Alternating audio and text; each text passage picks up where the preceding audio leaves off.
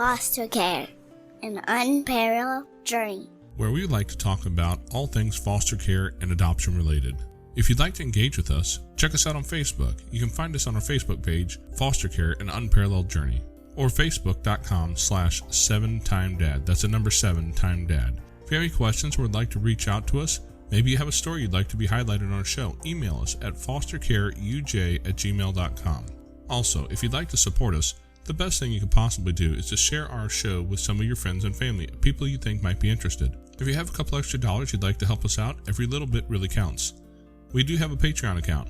It's patreon.com/fostercarenation. We promise to only use the money to buy more chlorine for that pool out there. Those kids won't stay out of it, and I don't think they're getting out often enough, and I'm kind of scared. So your help would be greatly appreciated. Now, on to the show. Hey there, Foster Care Nation. This week we're going to bring you Dr. John Degarmo. He has a PhD with a focus on foster care. He's also a speaker on TEDx at Georgia Tech. You can find his TED Talk online by just searching his name and TEDx, where he tells Sydney's story. He and his wife have fostered over 60 kids in their home. They looked around and saw there's many girls' homes out there, but not too many boys' homes, so they started their own boys' home called Never Too Late, where they help young men transition out of foster care into the real world, where they learn important skills like cooking, cleaning, they grow their own vegetables, they learn about food and nutrition. They also offer music therapy, art therapy, and animal therapy. They help to try and get these guys jobs so that they can learn the skills they need to be able to go out into public and make it. He also talks a lot about the online dangers for kids during this time of pandemic that we're in right now. But even if you're listening to this after the pandemic is over, there will be plenty of need for watching out for those online dangers. He also has 13 books out there that he's written that are available for you to look up. He offers webinars on his website. You can find him at Dr.John Degarmo on his website, or the Foster Care Institute, or the Never Too Late website. Googling any of those will yield you plenty of results. At the end, we also talked about something that I think is very important with foster families, and that's learning how to make the marriage work. That's a piece that we all need to listen to and think about and take very seriously. We appreciate him being willing to share his wisdom with us and everybody else out there in Foster Care Nation, so sit back, strap in, and enjoy. Hi, and welcome back to Foster Care, an Unparalleled Journey, with Jason. And Amanda. Today we have a guest with us, Dr. John Degarmo. I found Dr. John on a Facebook group that I had asked for permission to look for some people who are interested in recording their stories. And he said, hey, I'd be interested in talking to you. So I did a quick bit of research and found out not only is he a doctor of, actually, I don't know what your doctorate is in before I say that. It's a PhD with a focus on foster care. There you go. Okay. And, but he's also a TEDx speaker. And I went, hey, this sounds like a guy who knows something. TED doesn't typically throw you on the stage if they haven't vetted you out a little bit. That's true. That's very true. So how are you doing today, Dr. John? I'm fabulous. How about yourself? Oh, we're doing pretty good. Pretty good. Well, we wanted to reach out to you and talk to you about your journey in foster care. It seems that your family has been through more than a couple kids. I think that would be fair to say. That's right. We've had over 60. Over 60. Wow. How long have you guys been doing it? Well, we started in 2002, and it really wasn't something that either of us planned on doing. It wasn't until really after the death of our first child, and we moved back to America from Australia, where my wife is from, that we really began that foster parent journey. I was teaching in a rural school at the time, and I noticed a lot of kids in my classroom with lots of issues of attendance and behavior and academics, and I noticed it was really stemming from the home environment. So my wife and I both decided that we'd lost our first child. We had 3 healthy ones at that point. How could we help more kids? What could we do to help more? And that's led to, really devoting my entire life to all things foster care, adoption, child welfare. Well, first I want to say I'm very sorry for the loss of your child. Well, thank you. I appreciate that. But, God can work through many, many ways. And, I was filled with a lot of anger at that point, a lot of anger, a lot of grief, and a little bit of guilt. But I was able to find healing, and I've been able to use that experience to help other children. Well, we lost our oldest daughter as well, so we can kind of feel your pain there. So It's that's one of the things Right, that I think really kind of pushed us in the direction of starting the podcast and starting to reach out to people, is that through that loss, we really want to create some meaning out of that. right. So true, so true. What led you guys in that direction? Was it a question of faith, or? No, my faith was pretty much shattered when the death of our first child. Our child died of a condition called anencephaly, or some pronounce it anencephaly, condition where the brain or skull never truly forms. And my wife was in labor for 92 hours. And afterwards, I just pushed everything aside, emotion-wise, and focused on immersed myself in my work, because I was very, very angry. I thought, how can this happen? I've never taken drugs or alcohol or smoked. My wife had never done the same thing either, none of those. Yet there are people who have do all that and have healthy children. So I thought the irony was too great, too profound. So I threw myself in my work, and I didn't allow myself to grieve, because, this is 20 some years ago, and I thought, men don't cry. I must be strong. I must be strong for my wife. So I immersed myself in work. And it wasn't until years later we moved back to America from Australia. And again, the pattern of these students coming to the classroom with issues. And I had allowed myself to grieve at that point, recognize that my grief was healthy. And we were able to channel all of that into caring for our first two children from foster care. And again, that's led to, 12 books, traveling the world now, working with foster care agencies, really, again, dedicating my entire life to making the system better for all involved. But initially, I never planned on that. I had those myths and misconceptions that people thought about foster care. I thought the kids were bad kids. I thought foster parents were weird people. Now, that part's true. We got to be a little bit weird to do what we do. It's not a normal lifestyle. It is a very different lifestyle that no one will truly appreciate unless they walk in those shoes. I agree. Yeah, there's definitely a piece of that that's got a lot of truth in it. Most people do not see this as a way forward to change their lives. And I think once you've done it, once you've experienced it, you understand it. But it's difficult to really spell that out for somebody who hasn't experienced it. Right. And I often hear from people, Dr. John, I couldn't do what you do. It would hurt too much to give the kids back. You've probably heard the same thing. Amen. And my response was, well, that's how it's supposed to be. That's exactly how it's supposed to be. These children need us to cry for them. They need us to have our hearts break for them, because we might be the first person who's ever cried for these kids. We might be the first person who's ever loved them so much that our hearts break for them. So, that's really a gift. We're giving them the gift of love to these children who may have never experienced it. 100%. I think it's a Josh Shipp quote where he says, every child is one caring adult away from a success story. Yeah, right. And I think that's the truth right there, is that if your heart would break for these kids, we need you. Sure, absolutely. If your heart doesn't break for these kids, we may not so much need you to join, because you're liable to be the one who does the next level of damage for them.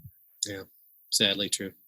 So I heard your TEDx talk, and you talked a lot about the daughter that you guys had who stayed with you for quite a while, as I remember. I can't remember exactly how long off the top of my head. Close to 2 years. And that's one of those stories that I think, as we listen to it, I understand pieces of that. Because we've had some of those kids who stayed long-term like that and then went back home. How does your family deal with that trauma into your own family when a kid goes home like that? Well, my own kids have been my own children, my own biological children. Let me rephrase that. For us, there's no label. There's no label of biological or foster adopted. They're all members of the family. They're all our children, and we love them all. It should be. Right. But for the biological children, it's all they've done. As I said, we've been doing this since 2002. My eldest child was born in 1997. So you can see that it's their norm. So to be sure, they've experienced, feelings of grief and loss themselves. But, hopefully they have, it's made them a better person as well. And I think that has. I really believe it has. My kids are much more compassionate, much more understanding, they recognize bullying much quicker, and they're quick to step up to stop it. They have a heart to help others. And they may never be foster parents, but I'm hoping that they'll live some type of life of service, of serving others in some fashion. But yeah, sure, we've all experienced those feelings of grief and loss. I remember a time we had 11 kids in the house at the same time, and then a group of 5 of them left, and the rest of us were pretty, even my kids, they were really shooken up by that. But we allow ourselves, what many foster parents don't do, and I'm guilty of doing this as well, is that we don't allow ourselves time to grieve. We say yes to that next placement because there's such a need. But there have been times where my wife and I have said, you know what, we need to take a break. We need to take a step back and help our own children. Spend some more time with their own kids. They need time to process this. They need time to experience the feelings of grief. They need time to have a little bit of time to themselves, if you will. Foster parenting, again, it's a hard thing for everybody involved. It absolutely is. As we mentioned before, we lost our oldest daughter. We're coming up on the 5-year anniversary of that. And as we walked through that was one of the things that we had 2 kids with us at the time, and they stayed with us and actually eventually became adoptive kids in our family. And we said at that time, that was the only reason we left our license open at that time. Yeah, but we said at that time it was probably best for us to go ahead and step back for a while. And we did. We stepped back for about 4 years because that's such a loss. Sure. And it's taken us that much time to get to a place where we felt comfortable stepping back in. Right. So I really feel the wisdom of what you said about taking that time to leave. Because if you don't, you can quickly suffer from what is known as secondary traumatic stress or compassion fatigue. Compassion fatigue is very normal for foster parents, yet they don't know what it is, and they don't recognize they may be going through it. I've been through there many times. My wife certainly has. Our own kids have. So you need to take that time off. There are those times when foster parents need to say no. They need to say no to that next placement because they need that time to heal and to find peace again. When Sydney, the topic of our TED Talk, left our home, we took a year off. I totally understand that now. I don't know that I would have understood that at the beginning, though. Well, I mean, we understood enough to know that we weren't in a good place to give children the best that they needed. Children don't come into care for no reason. Right, and that's one of the reasons why I tell people, foster parents, when I work with foster parents across the country and across the globe, I often tell them, hey, there are times you've got to say no, because you might not be at that time the best resource, the best family, the best placement for that child, because you might be undergoing your own burnout, your own stress, your own compassion fatigue. Your own kids might be struggling. Your own marriage might be under a little bit of stress. So again, there are those times you got to say no. But we also need to find comfort in the fact that, okay, we say no to this child, there's another child out there waiting. Another child's going to come. And so we need to take time off. If we don't care for ourselves, then we can't care for the children who need us the most. I've often heard that put as it's hard to pour out of your cup into someone else's when yours is empty. Right. But I'll be honest. It is hard to say no to a child who's in care. I've had those phone calls come, and my wife and I think we've said no twice. So I'm a little guilty of not practicing all that I preach. What made foster care really something that you felt was so important for you to do, you and your family? Was that something that was your idea to begin with, your wife's idea? Was it a joint decision? Well, sure. Thanks for asking. So I had a student in my classroom at the time, back in, was it 2001 maybe? And she was pregnant with triplets. And I recognized her home environment was not one that was positive at all. And I saw a very, very bleak possible future for these children. So I went to my wife and said, hey, we lost our first child. What if I brought home these triplets? And my wife said to me, as long as you do the diapers. I tell you what, I wished I had listened to her at some point, because she does hair. I do diapers, and I went through 20 years, no exaggeration, there were 20 years without a break where I had at least one baby in diapers in my house. Oh, man. I imagine you probably have some ninja skills with diapers. At one point we had 7 kids in diapers at the house at the same time. Wow. Imagine trying to get ready for work when you got 7 in diapers. You don't always go to work clean. Is there a time of day you're not changing diapers? I remember at Christmas we had that 7 in diapers on Christmas Day, and we called it the very smelly Christmas. It was about every 20 minutes, explosion. It was,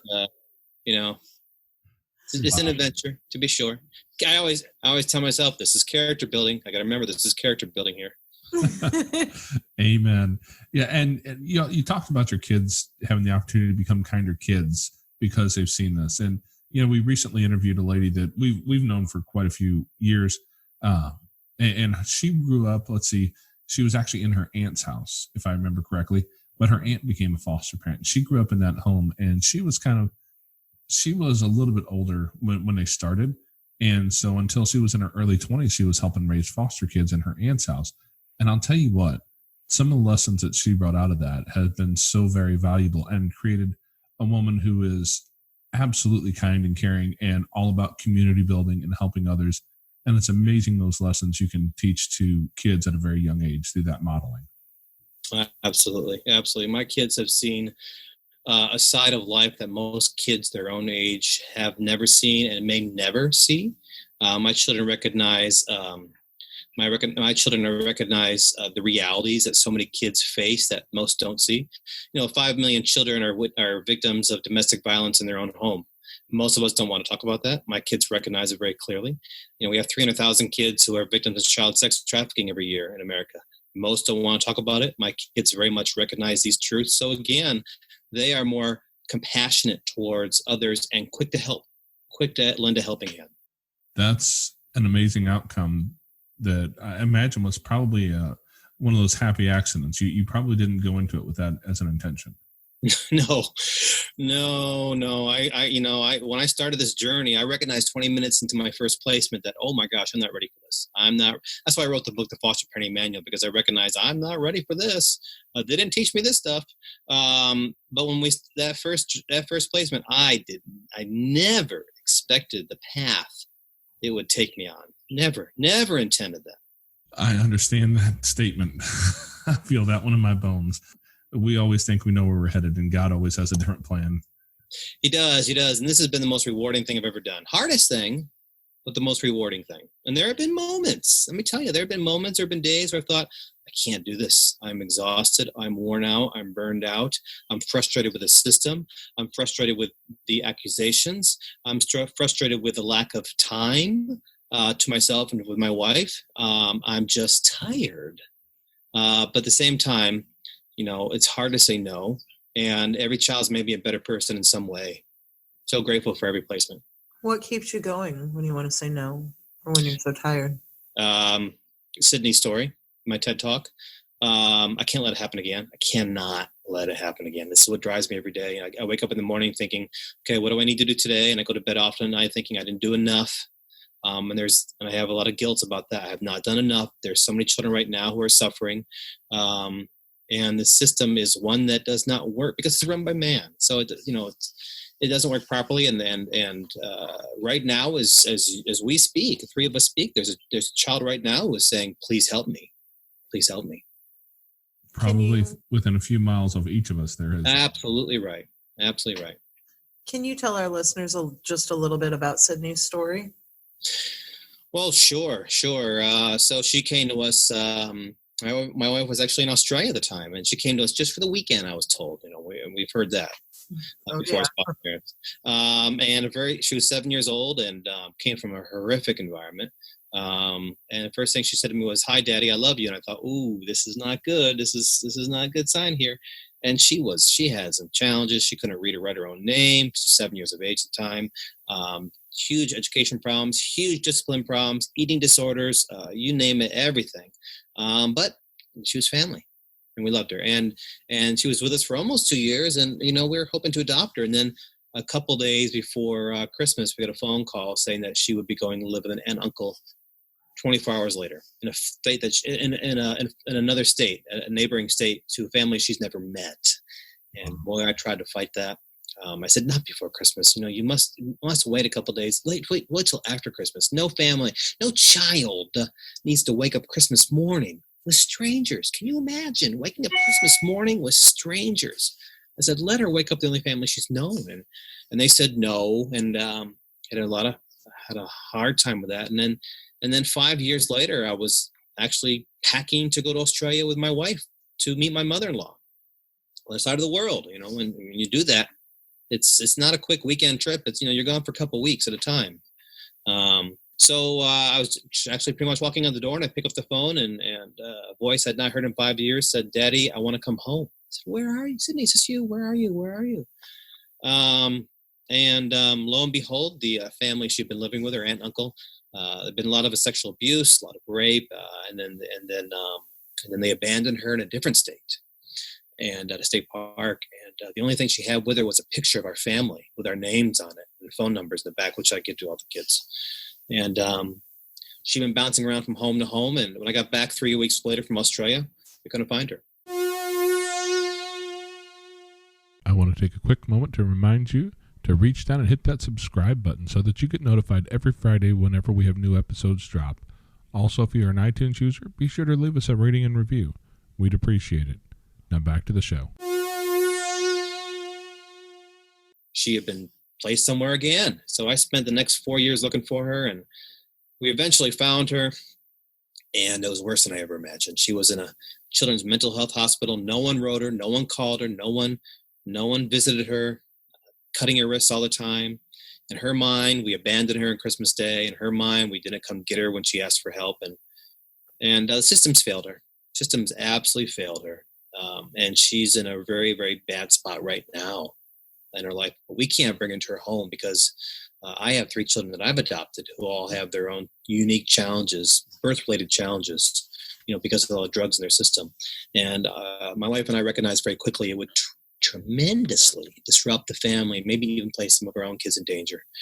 So, the TED Talk is on my website, the Foster Care Institute. It's right there. And I shared that story, my TED Talk, because I wanted to bring awareness to foster parenting, foster care, the kids in the system, and how everybody has a part to play in helping these kids. One of the questions that I hear a lot of people say, I can never be a foster parent. And they kind of stop there. And instead of, but I could. And so what would you say to the people who are saying, I could never do that? What would your but then you could answer be? So you may be right. Not everybody can be a foster parent, but everybody can help in some way. Everybody can help in some way. There's 500,000 kids approximately in the system.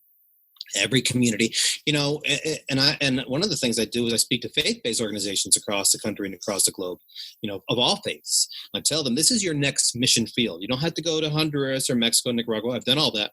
Wonderful experience.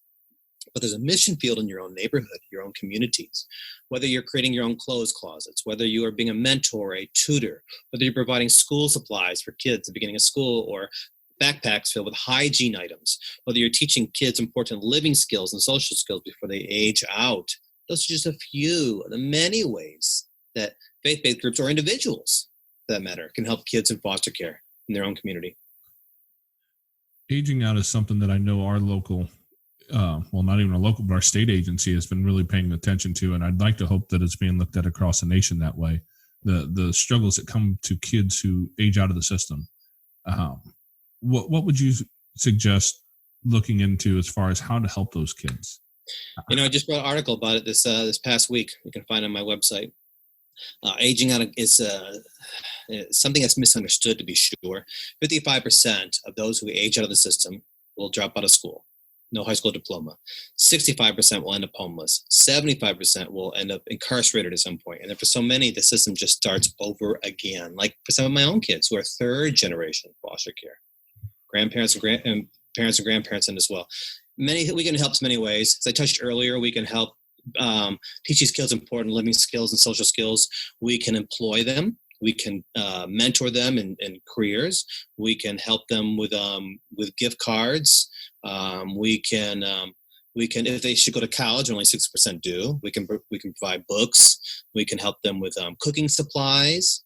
Again, we can be mentors or tutors. I often encourage businesses to say, you know what, if you have a business, small business, I'd encourage you to hire a child who's aging out of the system or has aged out and teach them those important living skills and social skills. We also need to help them before they age out as well. That's so important as well.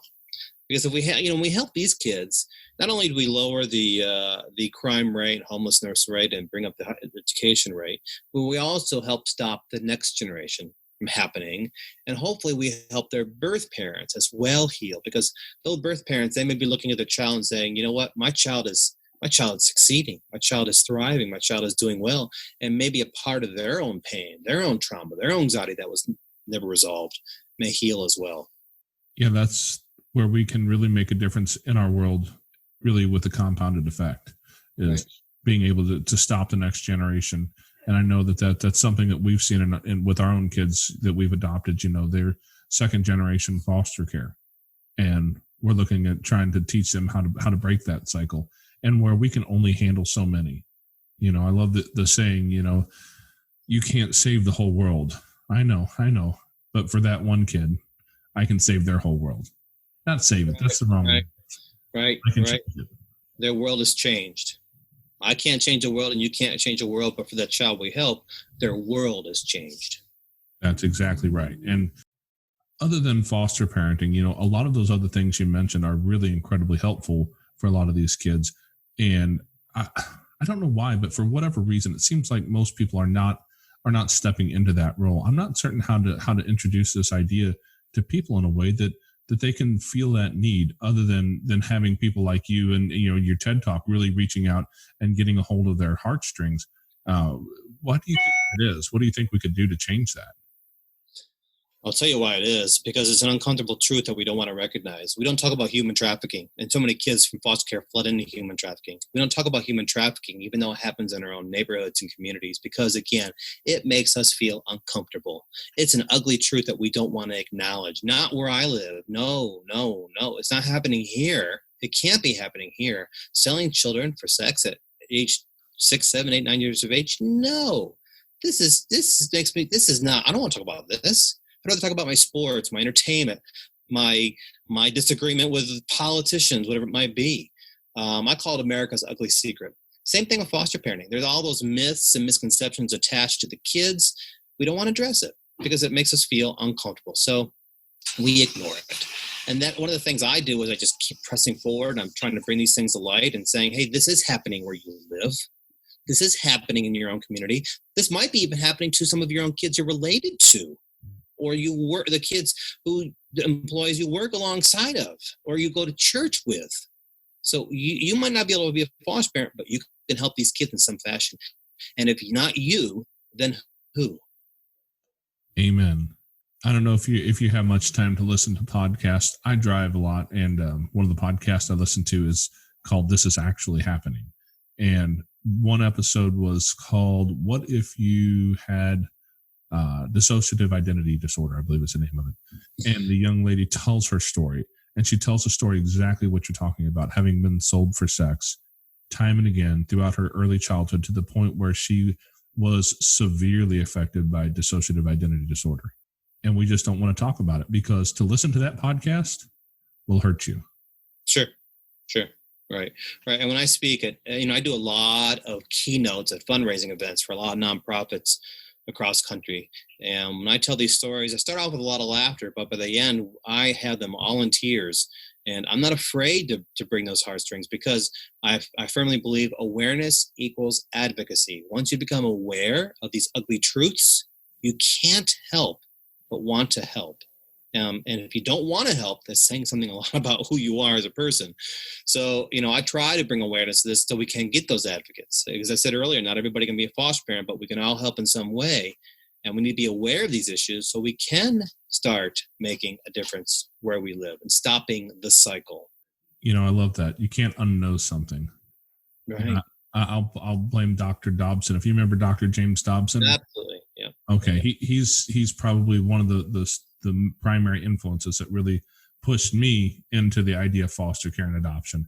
It was listening to him that when he brought some things to my awareness, that it was very difficult for me to be able to step back, not know what I knew now, and just pretend like it didn't exist. That didn't last for very long. Sure. I read his books 25 years ago, which makes me feel very old. Starting parent kids. That must have been a first generation Kindle, right?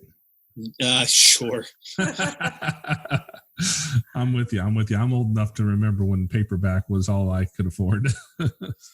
But yeah, no, his books have been a trove of knowledge for me. But that was something I heard him talking on this radio program. And to what you were saying earlier, that's that piece of once you know, you can't unknow it. You have to decide whether to act on it or not. Right. A number of my books touch on those subjects: Fostering Love and Love and Mayhem, my own personal memoirs, Faith in Foster Care and the Church in Foster Care talk about those issues as well. And I've been told a few times, hey, do you really want to talk about these things? You bet. Absolutely. We need to talk about these things. We do. We need to bring it to light, because people want to stick their heads in the sand. And as long as your head's in the sand, you're not going to do anything. You're not going to change anything. Very true. The beauty of it is all it takes, though, is for you to become aware of the problem and then take a step. I don't care what it is. You don't have to become a foster parent. Take a step and see where it leads you.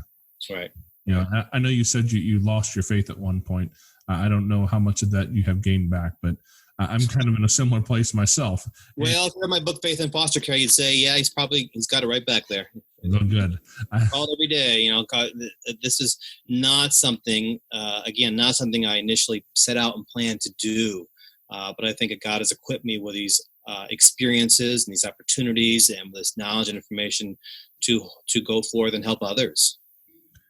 Absolutely. You take that first step and you give God just enough for him to be able to direct your path. And regardless of what you think is right, you know, your plans are not his plans. Mm-hmm. So and yours aren't going to win most of the time. Yes. You know, my wife and I never planned on opening up a home for boys in foster care. And that was a big uphill journey that I tried to ignore for quite a while. But we finally said, okay, we'll follow that path. And there were those moments I thought, is this ever going to happen? But now it's rocking and rolling, and we couldn't have done it without the grace of God. And then people actually ask me a lot, how do you do this?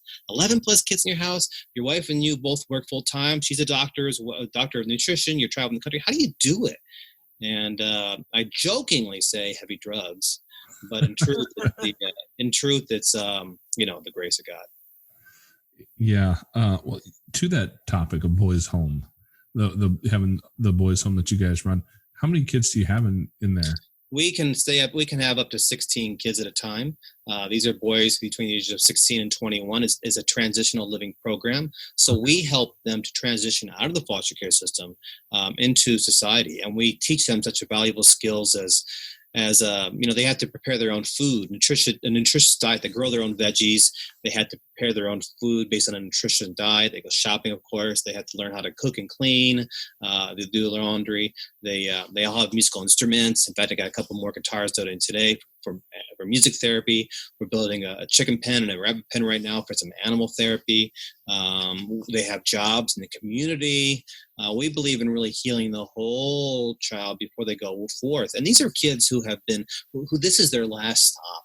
This really is their last. We call it never too late. Never too late. And if it's not never too late, their next stop is going to be one that's pretty frightening. And these boys have come from the worst environments, the worst experiences. And if you were to walk in the home, I imagine you'd say the same thing everybody else says. Wow, this feels like a house. This feels like a home. And that's what we tried to create. We tried to create an atmosphere of home, family, and of unconditional love. That's amazing. And I can't imagine how difficult that is, especially with teen boys. Oh, yeah, sure. And what many don't recognize is this. You know, so many people have said to me over the years, they must be so thankful to be in your home or never too late. And I tell them, you know what?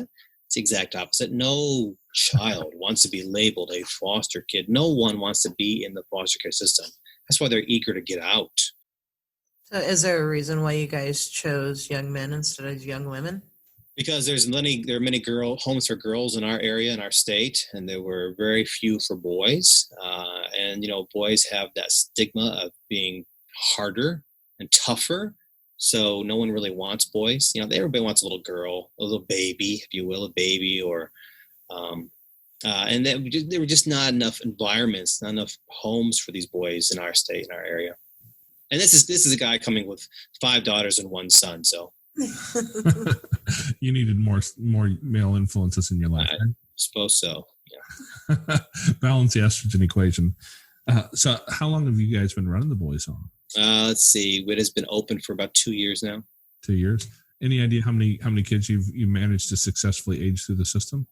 I don't have that statistic on me. Quite a bit. What I've loved to see, though, is the community has come together.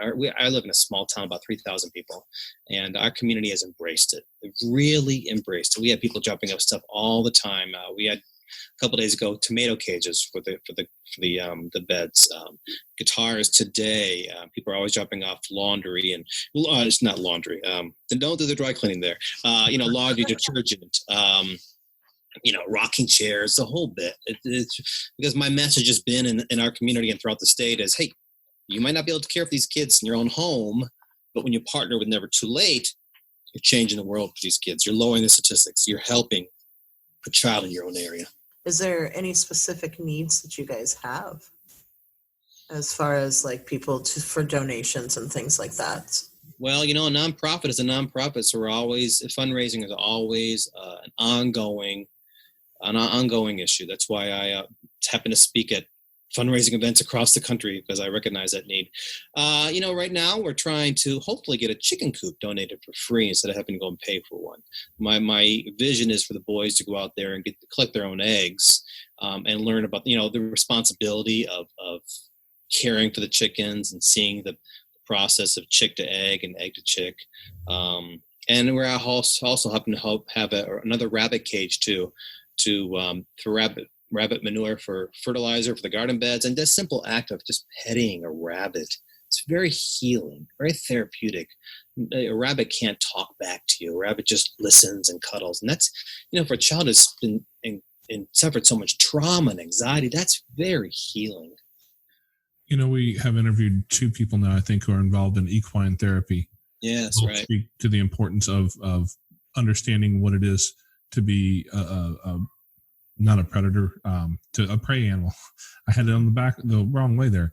Yeah, but they speak to the importance of that connection with another prey animal, because horses are known, are predators. Not, gosh, dang it, my voice is leaving me today. Horses are prey animals, and so young kids who've been through trauma can really connect well with horses who are by themselves natural prey animals, and they're also a herd animal. And you learn to communicate within that herd in all those nonverbal ways. And it's amazing how well that works. Right. I'm a big fan of that type of therapy. I don't know if you, have you ever heard of stable moments? No, I'm not, but I've worked with a number of equine therapy programs across the country. Not familiar with that one in particular, though. Okay. I think stable moments it's Rebecca Britt is someone who originally had a single program she was running, and she started to push that model out and train other people how to run those same sorts of programs. So, it definitely makes sense that having the prey animals that the kids can connect with is a piece of therapy. Whether it seems to the average person who doesn't know anything about it, seems kind of simplistic, maybe unhelpful, but the value is there. Oh, absolutely. I'm a big proponent of animal therapy, of music therapy, of art therapy, of play therapy, and we use all of those models at Never Too Late, and for our own home as well. Wow, yeah, that's. Do you have a website where people could go out and look and see what you're doing and maybe be able to give and help out with your program? Sure. For Never Too Late, it's simple that. Just type in Never Too Late foster care. As for myself, it's Dr.John Degarmo, foster care expert, or the Foster Care Institute. I'm the director and founder of the Foster Care Institute. So both websites will have a lot of information, whether you want to help the boys at Never Too Late or find out more about foster parenting, adoption, and child welfare, human trafficking at the Foster Care Institute.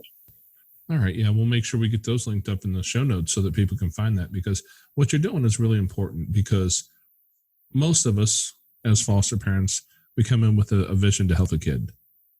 And it sounds to me that you are not the guy who just wants to help a kid. You've created a lifestyle out of helping as many kids as you possibly can through whatever avenues you can. Well, that's the hope. It is a lifestyle that, again, I'm driven every day, dedicated my life to it, and just not going to stop until there's no child being abused. And I don't see an end to that, I'm afraid. I was going to ask if you saw that end, because no. Unfortunately, I think we're seeing more of it. COVID-19, we're seeing during time of shelter in place, we've seen a rise of child abuse. During COVID-19, we've seen a rise of child predators targeting kids online. Child abuse goes up in our nation. Human trafficking is on the rise in our nation. Pre-COVID-19, opiate epidemic, of course, is placing more kids in the foster care system. As more and more families become fragmented, as more and more families don't have any faith of their own of any fashion or kind, as more and more families become single parenthood. The traditional family model is broken, and we're seeing more children being abused, being abandoned, being neglected, parents focusing on their own selves, their own work. And I don't see any end to it, sadly. No, I think these problems have been in place since long before our time. Right. And my dad was a police officer. I grew up with that, and he didn't tell a lot of those stories to the kids, as we were young, but the walls were thinner than they thought they were, and we heard a lot of stories, and we knew that. And I grew up knowing that the world was kind of a dangerous, scary place with a lot of bad people, and I don't know that everybody in the world has that real knowledge deep in their soul that people like you and I have come to find that, man, there's bad stuff out there, and just being able to reach out and do the little bit of good that you feel like you can do. You never know when you might end up running a boys' home with, a dozen or more kids in it. That's right. It is a bad world out there if we're not prepared for it. And some of these kids go online and they're easy targets, easy prey. They're very, very vulnerable, and they're victimized very easily online. And most of us have no knowledge of that happening either. Yeah. Are you familiar with, there's an app called bark.us? Yes. Okay. I talked with one of the representatives from Bark a while back, and she told some of the stories that they dealt with. And it's amazing just how much access you can gain to a kid through just simple social media. Absolutely. I wrote a book called Keeping Foster Children Safe Online. I think it's the most relevant issue facing foster care today, and that is social media and online technology. Because these kids who have been victimized, who have been abused, who are suffering anxiety, they're going online looking for someone to love them. And that's where the predators are waiting for them in so many different venues, so many different avenues to snare them in. Yeah. You said something a handful of times here. So I have to ask, how many books have you written? 13. 13. Oh, wow. Wow. Yeah. Unfortunately, with the life I live, I don't have much time to read a whole lot of books these days, but I assume some of them may be on Audible by now. Yes, I think so. I think some of the, I'm working with 7 different traditional publishing companies, so it's hard for me to remember which each one does what. But I imagine so. Yeah, I believe so.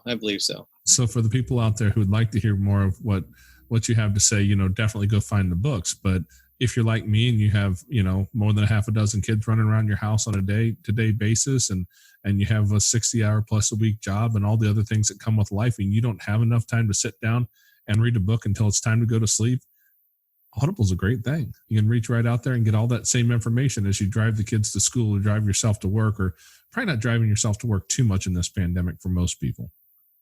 Most are not. That's right.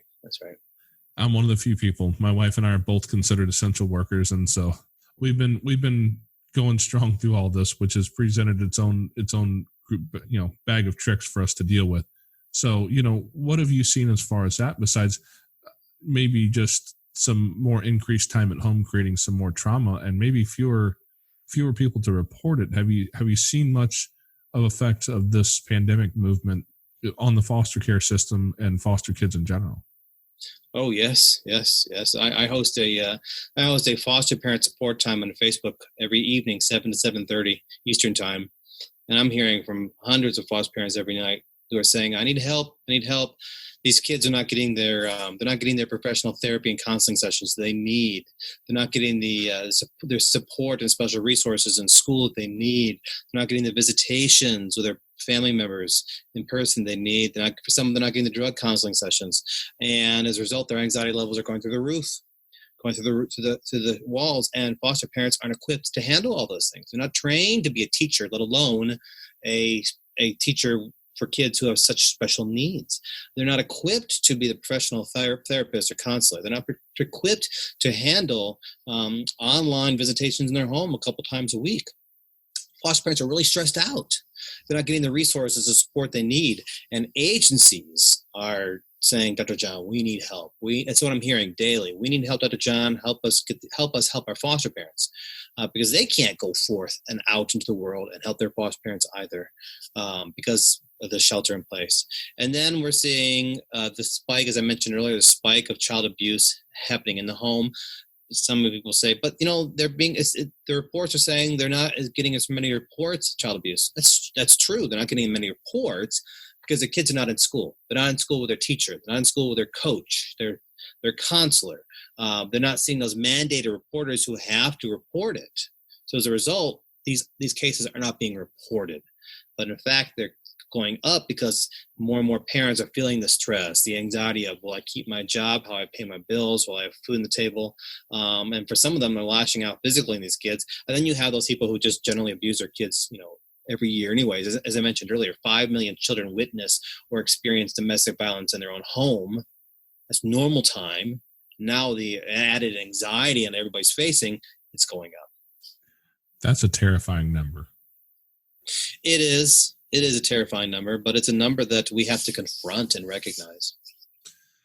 Yeah, and I'm not certain how we reach out to those parents in those moments of stress and give them those skills to be able to deal with that anxiety, so that your interactions with your kids can be positive, as opposed to ending up in either having an abused child or ending up with your kid in foster care, because I think that's probably one of the key elements. I'm just not really certain what we can do to reach out to those people. Or worse, suicide is going up as well, and kids in foster care, have been vulnerable to suicide because, again, they go online looking for help, and there are those pro-suicide sites online as well that encourage you and show you how to have suicide, how to do suicide. But really starts in the home. If you want to bring down the number of foster care, you've got to start before they're placed in foster care. You've got to get those parents the support, the counseling they need. So many parents of kids in foster care have suffered some themselves. As you said, you have a couple that are second generation. For me, it's third generation, which means the system failed them in some way. They never got the profession, the help they needed. They're never able to find the resources and counseling and therapy they needed, and they're still suffering in some way from the anxieties that overwhelm them each day. So they can't be healthy parents to the kids because they never got the help when they were a child. How true, how true. I don't guess we're going to solve all the world's problems today, but we can just reach out into the world and solve the problems that are near us, right? That's so true. And that's what we're doing. And I see that's what you guys are doing out there too. And that's pretty amazing. I do want to kind of reach back to something we talked about earlier with you and your wife. Having this many kids go through your home, having this many difficult moments, really traumas that you guys experience with the loss of kids and coming and going on all the pieces of it. I just have to ask, how do you and your wife keep your marriage strong to walk through that? A few ways. Faith to begin with. Prayer to begin with. We both pray for each other. We pray together. We both recognize that this is a 50-50 relationship. We both recognize we both have strengths. She's stronger at some things than I am, and vice versa. We both recognize that we have to give each other a break once in a while. For Valentine's Day, I often send my wife away for a spa for that weekend where she can pamper herself. And I've heard so many times every year, aren't you going? Say no, she needs a break from me too. We recognize all these things. So we really work together. We're patient. Does that mean it's tough? Oh, it's absolutely tough. Yeah. Marriage is tough to begin with. And then you have a marriage that is like ours, where one person is always going to be a half a world away. My wife's from Australia, from her family, and that's all that's normal to her. Because my wife lives in a very, very foreign country. The United States of America is a very foreign country to her. She often wonders, why do you do this? And then you bring kids in your home who have such anxiety levels. And then, so foster parenting and marriage is often tough. One of my more popular or watched webinars for the foster care institute, we have over 50 hours of online training webinars. And one of the more popular ones is marriage and foster parenting, making it work. And that's a delicate balance. How do you care for kids in your own home who are suffering from anxiety, who need you all the time? How do you care for yourself? And how do you care for your marriage? How do you have time for your marriage when all your attention is being diverted towards these kids who are screaming out, I need help in some way? Absolutely. That's a huge struggle, because those kids who are reaching out and screaming, I need help now. And we're not talking about, I need help tying my shoes. Right. These are anxiety levels, as you mentioned, that can go so far as to involve cutting and suicide. Right. Screaming and yelling, punching holes in the wall, objects flying through the air. Sure. And it's exhausting. Foster parenting as I said earlier, it's the most rewarding thing I've done, but it's the most exhausting thing I've done. It's exhausting. So at the end of the day, it's hard to give of yourself in your marriage when you're just completely depleted. So that webinar earlier talked about foster care, marriage and foster care, making it work. We talk a lot about strategies to strengthen your own marriage, your own relationship. And my wife and I, we try to do all those things. Yeah, it's a great question. I appreciate you asking. Yeah, because if you made a marriage work that long, going through that much struggle and that much stress, I'm not certain there's a whole lot that could come against it at that point. Not at this point. How long have you been married? 26 lovely, glorious years. 26 lovely, glorious years. Wow. Yeah, we just hit 20 in our home, so, and we hope to try and catch up to that number and beyond eventually, hopefully, if she doesn't kill me first.